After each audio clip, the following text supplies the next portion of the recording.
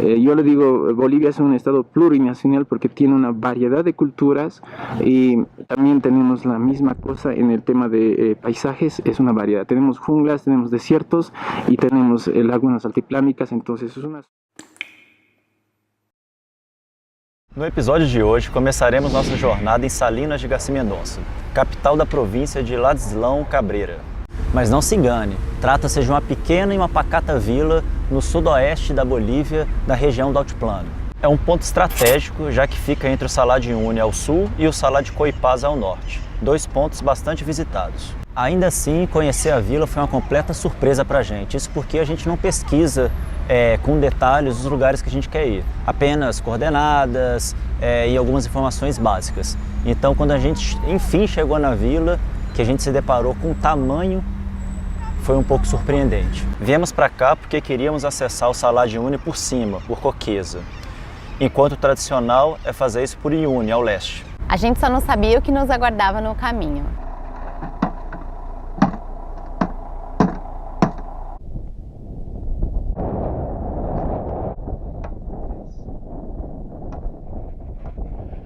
De Salinas de Garcia Mendonça até Coqueza eram aproximadamente 38 quilômetros, que o Google Maps nos dizia que não mais de 1 hora iria demorar. Bem, para nós durou longas e exaustivas 8 horas. Uau! O nosso recorde aí foi porque o terreno era muito arenoso, a gente caía muito com a moto e principalmente a falta de habilidade no off-road, né? A gente tá de parabéns. Acho que é aqui que ele falou que tinha que ir pra esquerda, né? Ah? Esquerda? É. Porra, a gente caiu no lugar. No único lugar que tinha pra cair mesmo, hein? Por enquanto. A Dani estava certa, por enquanto.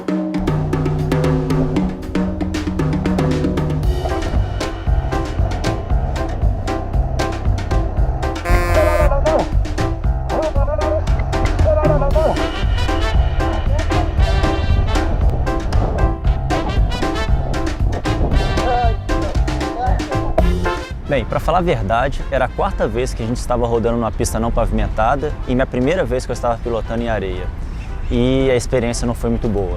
Na verdade, a cobrança que eu me coloquei foi muito alta. Primeiro, porque eu escolhi seguir por esse caminho em vez de entrar pelo leste, um caminho, digamos que um pouco mais alternativo.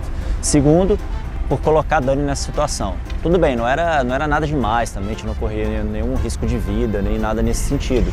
Mas a viagem ela tem que ser boa, não pode ser uma viagem espartana o tempo todo, né? Então, nessa cobrança, eu não consegui me concentrar na pilotagem, no que eu deveria fazer para poder sair daquela situação. E tentei resolver tudo muito na força, no braço. E aí não teve jeito, foi uma queda após a outra e foi bem exaustivo, assim.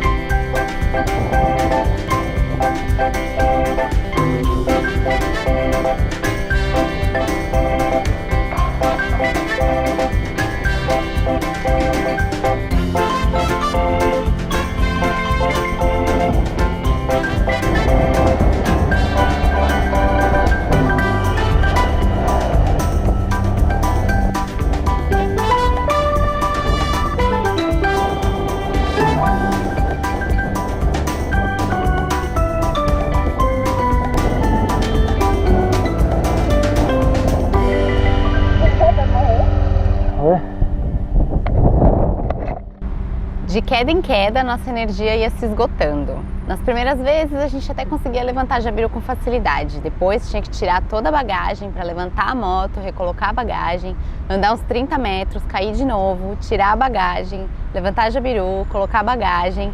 Nossa, foi difícil. Para nossa sorte, o sol e o frio não estavam muito fortes. Já o vento começava a apertar.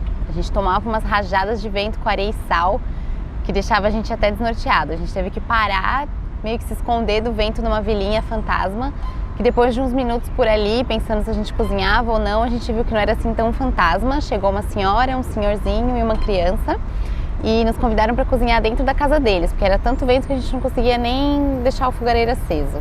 A casa era extremamente simples, foi até um pouco chocante, assim, era só uma cama de palha, um terra de chão batido, uma pia, e eles tinham abatido uma lhama, as carnes estavam assim para secar, tinha pele no chão. Foi uma experiência bem diferente, assim.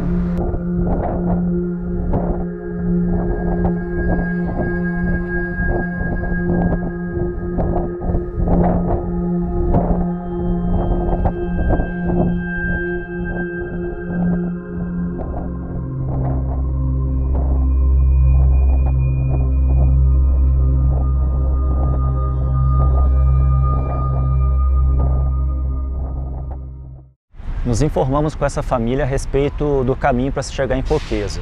O senhorzinho me deixou um pouco mais tranquilo, porque ele disse que o caminho deixaria de ter tanta areia e passaria a ter mais pedra. O que para mim, naquela hora, soou como perfeito, porque qualquer coisa seria melhor do que aquela areia. E o outro ponto é que, como a gente estava navegando, eu só tinha um ponto, uma coordenada no GPS, e ela marcava do outro lado da montanha. E eu ficava pensando se a gente teria que subir muito essa montanha para chegar do outro lado. E ele disse que não, que na verdade tinha um caminho alternativo pelo lado, passando pelo vale, e que a gente acessaria Coqueza por essa parte. Então a esperança aumentou, mesmo porque já era no meio da tarde. E, bem, decidimos arriscar e ver se a gente conseguiria chegar na cidade. Acho que vai dar no mesmo lugar.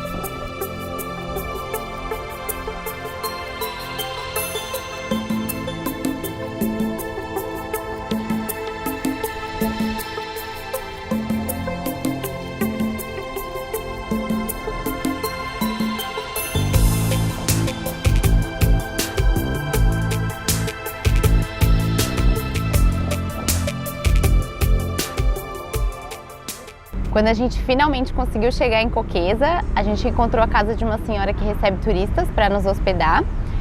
E esse trajeto por Coqueza ele é menos frequentado do que o Uyuni, então as pessoas que vão levam sua própria comida. Essa cidade não tem nem supermercado. A gente não tinha muita coisa, a senhora preparou um pão com ovo e tomate que foi o melhor que a gente comeu em toda a Bolívia. La formación se debe primero a una elevación por decir, ¿no? de las placas tectónicas de Nazca, un cambio y elevación, y salen pues sobre este nivel del mar que estamos a 3600, salen otros estratovolcanos que están alrededor del salar, lo podemos ver, y esta isla también pues, es como un estratovolcano, pero estaba inundado. Entonces esa temperatura de los volcanes y tanto con el calentamiento global, pues el agua se fue evaporando poco a poco y fueron formando capas y estromatolitos en las montañas y en estas islas. Entonces, o pessoal dormiu aqui na quadra ontem. De carro, mas de boa. Dormindo em barraca tanto quanto a gente. Se fosse dormir. Naquela barraca faz diferença. Olha a placa, em Kawadi, tipo um pouquinho pra lá. T5, aqui, Unione 135. Será que não é aquela grande ali, não? Não, é quase reto. Não é aquela lá. O que será que é aquela grande? La verdad, este es un planeta blanco, lo llamamos así, un planeta blanco.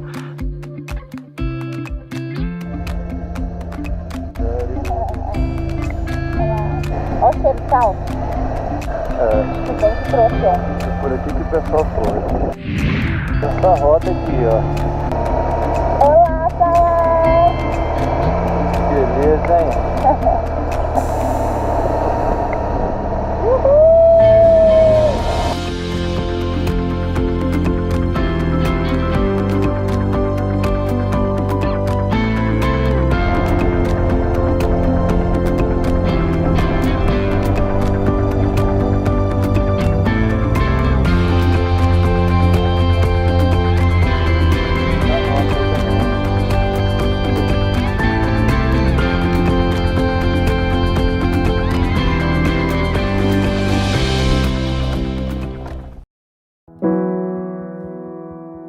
nací en estas zonas, entonces yo desde pequeño conozco este salar, pero nunca le di importancia.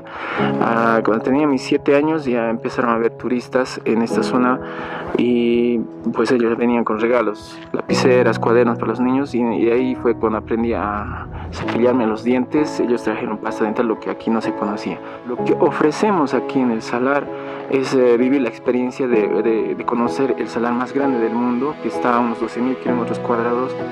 Entonces, de un lago que hablamos hace 45.000 años antes, este lago era 43.000 kilómetros cuadrados. De ahí se fue dividiendo en 5 lagos, que está el lago Titicaca, el lago Uruburu, el lago Popó, el Coipasa y esto que llega a ser el lago Tauca. Y con el tiempo se seca y se forma el salar. Entonces aquí el atractivo no solo es en la época seca, también hay en época de lluvia que ofrecen la reflexión y se puede ver un montón de, ¿no? Se podría decir un resumen, la conexión entre el cielo y la tierra. ¿Okay? Y lo que dicen muchos, hay una expresión, es donde todas las mañanas Dios se peina en este salar. Es algo así, ¿no? Hay las rocas sedimentarias que, ¿no?, fueron sedimentando los seres que vivían en esos tiempos, y en esta isla especialmente se puede encontrar los huesos marinos y los microorganismos, hasta las cianobacterias, podría decir, ¿no?, que se fosilizaron en esta zona y pues se tomaron forma de una roca debido al carbonato de calcio, y con el tiempo pues ahora están expuestos a la naturaleza, que es el viento, la lluvia, nevada, y esos son el modo como se va erosionando. Entonces el salar se fue secando. Según la geología, escuché, los minerólogos dicen que aquí podemos encontrar en una montaña más de 4.000 minerales.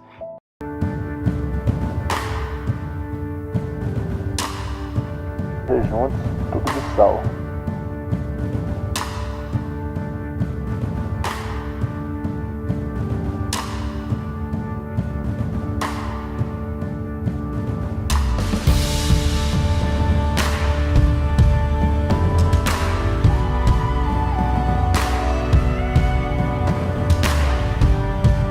¿Se llama? ¿Sí?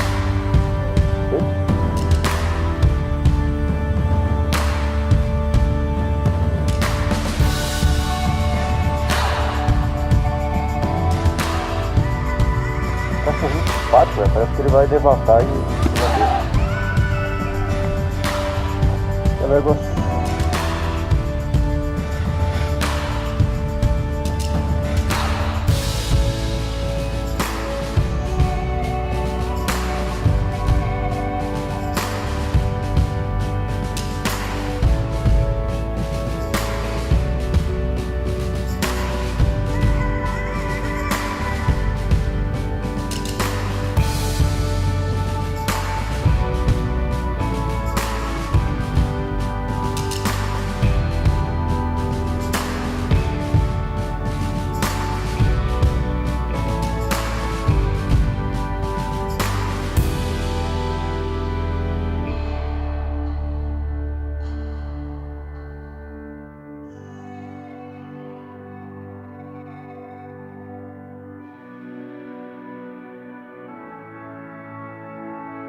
Não dá nem pra se encostar. Ah, Tá parado, sonho realizado.